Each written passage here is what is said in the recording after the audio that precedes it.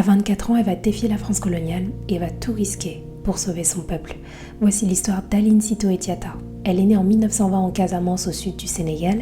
Ce n'était pas une reine ni une chef militaire, c'était une jeune paysanne, mais une paysanne qui va devenir l'une des plus grandes figures de résistance anticoloniale d'Afrique de l'Ouest. Pendant la Seconde Guerre mondiale, la France coloniale va imposer aux populations africaines d'abandonner leur culture vivrière traditionnelle, donc notamment le riz, et tout ça pour cultiver uniquement l'arachide. Et tout ça, non pas pour nourrir les Africains, mais pour alimenter l'économie de guerre française. Donc tout ça, c'est littéralement une famine organisée au profit de l'Europe. Et Aline, elle refuse. Elle appelle son peuple à désobéir. Elle dit « replantez le riz, nourrissez vos familles, pas vos colons, refusez de payer l'impôt, refusez leur système ».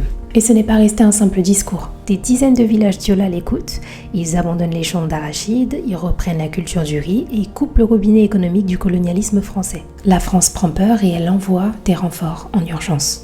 Elle l'a fait arrêter en 1943 puis la déporte jusqu'à Tombouctou au Mali. Elle y meurt en 1944 à seulement 24 ans dans des conditions terribles.